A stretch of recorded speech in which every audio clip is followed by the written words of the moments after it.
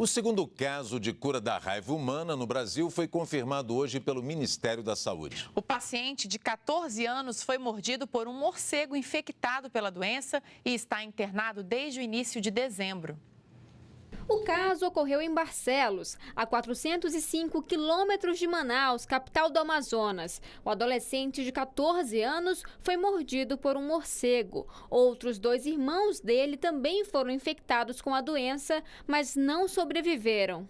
Matheus Castro foi o segundo brasileiro na história a sobreviver a um caso de raiva humana, uma doença que tem uma taxa de mortalidade de quase 100%. Hoje, o Ministério da Saúde confirmou que o vírus foi eliminado do corpo do jovem, mas a recuperação ainda será longa. Ele continua internado sem previsão de alta.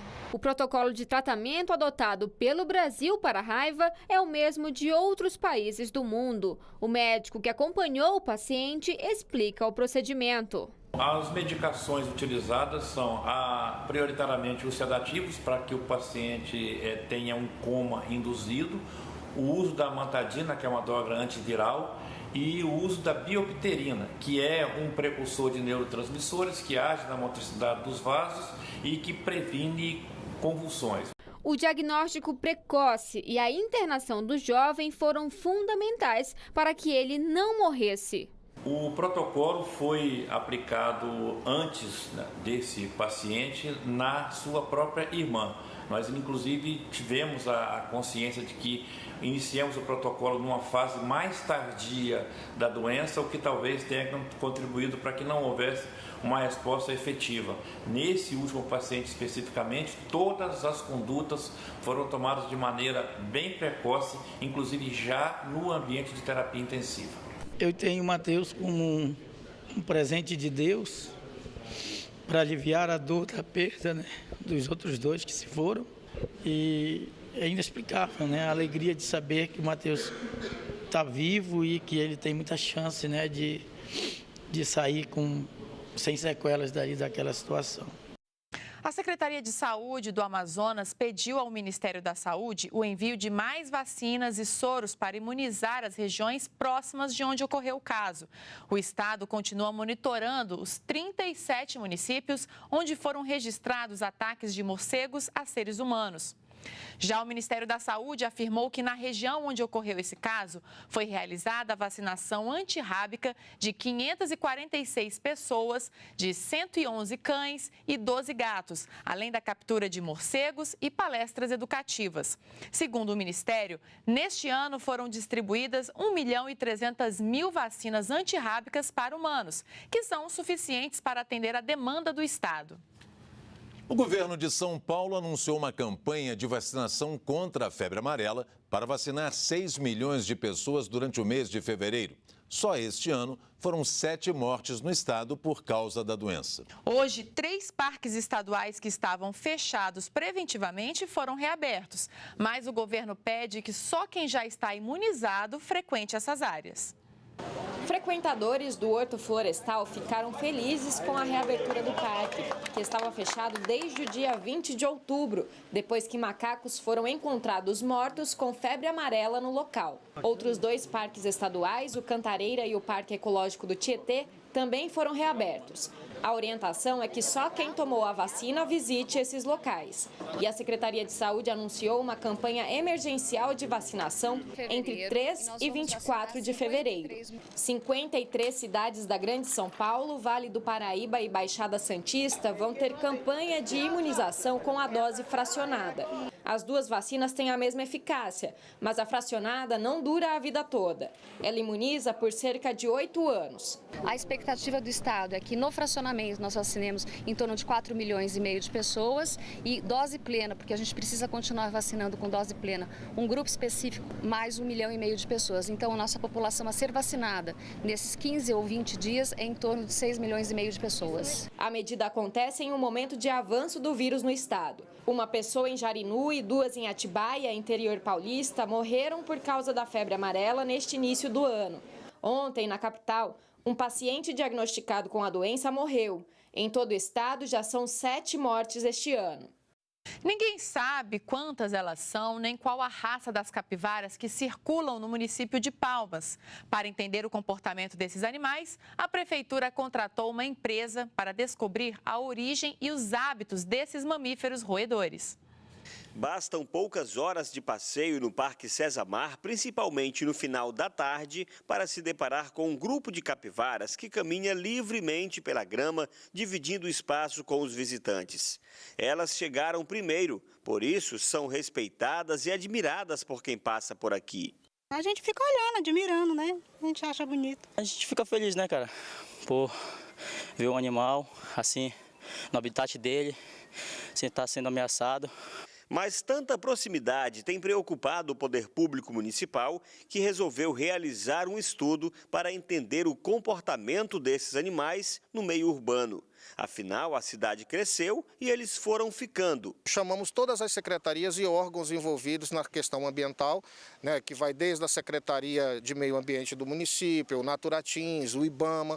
Então, todos esses órgãos eles vão acompanhar todo esse processo, né, do início ao final. O início que começou hoje e nós vamos até, são 7 meses o período de duração desse diagnóstico, justamente para nós percebermos aí como que é o comportamento da capivara, tanto no período de chuva quanto no período de seca. Chipagem e até a instalação de câmeras com detectores de movimento. Tudo isso está incluído no processo que deve realizar o levantamento individual das capivaras que existem na capital. Serão percorridos pelo menos 12 quilômetros dentro do município de Palmas. E na capital, as equipes devem monitorar as capivaras nas regiões Norte, Central e Central-Sul. O estudo deve mostrar também o risco à saúde pública que as capivaras podem oferecer, já que elas são os animais preferidos do carrapato estrela, que, quando infectado, é um dos principais transmissores da febre maculosa.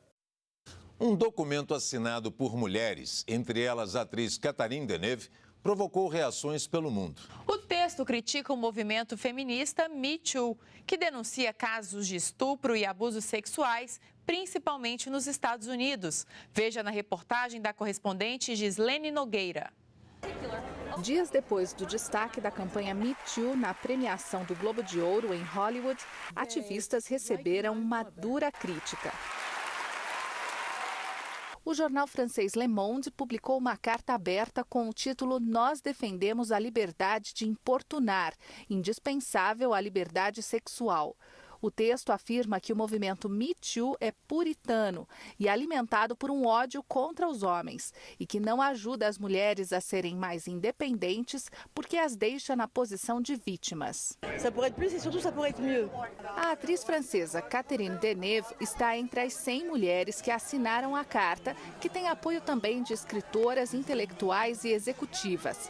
Ativistas francesas criticaram a publicação e disseram que Deneuve parece o tio inconveniente no jantar em família.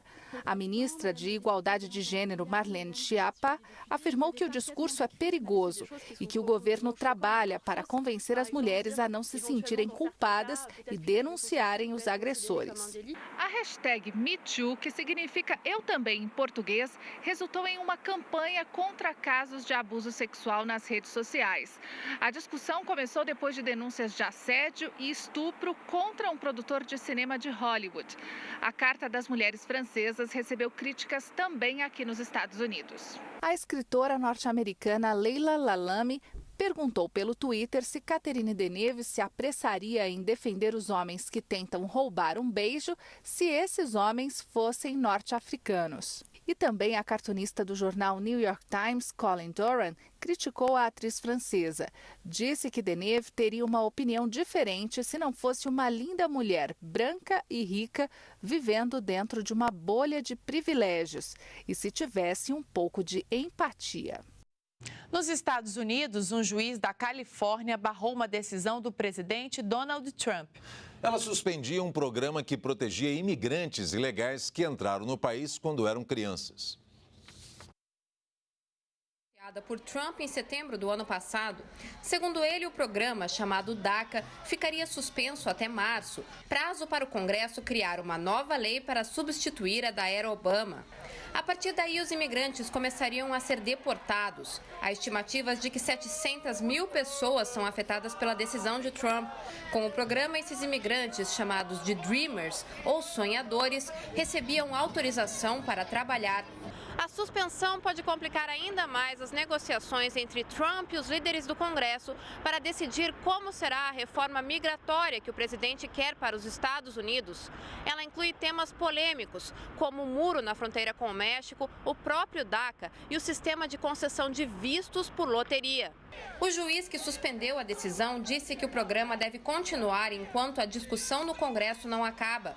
O governo não precisará aceitar novos pedidos de proteção pelo programa, mas terá que continuar a processar pedidos de renovação por pessoas que já haviam aderido. Depois da decisão, Trump usou o Twitter para chamar a Justiça dos Estados Unidos de injusta. Ele havia se encontrado com parlamentares ontem e disse que iria apoiar uma abordagem para reformar as leis de imigração que incluiria proteger os Dreamers da deportação. Mas a proposta incluiria financiamento para a construção do prometido muro na fronteira com o México, coisa que os democratas não querem. Trump também disse que poderia apoiar concessão de cidadania para 11 milhões de imigrantes ilegais, um tema polêmico e que conta com a oposição de muitos republicanos. Pelo menos 15 pessoas morreram na Califórnia devido a deslizamentos de terra e lama.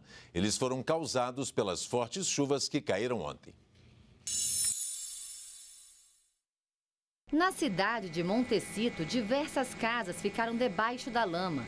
Algumas foram destruídas por incêndios iniciados em tubulações de gás. A região ficou muito vulnerável por causa dos incêndios florestais do mês passado, que destruíram grande parte da vegetação. Uma garota de 14 anos foi retirada do que restou da casa dela e conseguiu sair andando do local.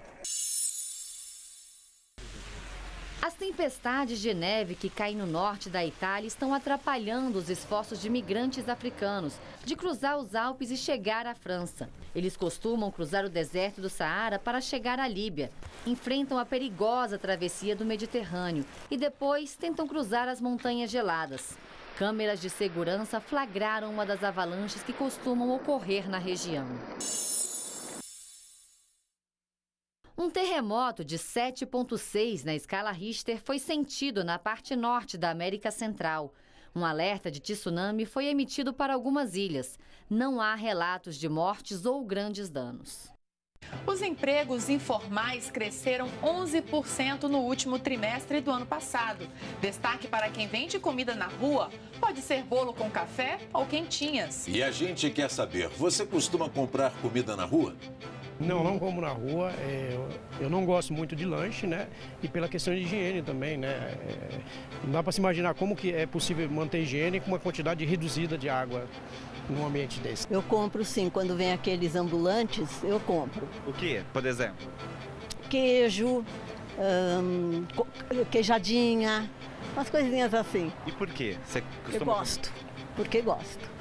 Pelo Facebook, Marilene Felipe, de Curitiba, respondeu: não costumo comprar porque não confio muito na higiene e qualidade dos produtos. Já vi coisas absurdas demais para correr o risco de contaminações. E pela nossa transmissão ao vivo no Facebook, Roberto Azevedo, de São Paulo, diz: às vezes como na rua, mas com alguns critérios. Já Luan de Pereira, de Belém do Pará, respondeu: sim, com certeza. É prático e acessível, principalmente nos dias em que não tenho tempo de preparar a comida em casa. Roberto Noir também participou. Ele disse: às vezes faço um lanche rápido nas ruas daqui do centro de Natal. Aqui em casa, muitas vezes pedimos almoço em casa, as famosas quentinhas. Participe das nossas perguntas do dia também no Twitter. Vai lá no Repórter Brasil e segue a gente. A seguir, a reportagem especial da série sobre água mostra as maiores reservas de água potável do planeta, os aquíferos Guarani e Alter do Chão. Ambos ficam aqui no Brasil. E ainda, você se preocupa com o descarte de vidros? Jogar no lixo de forma errada representa um perigo para os garis. Entenda melhor daqui a 2 minutos.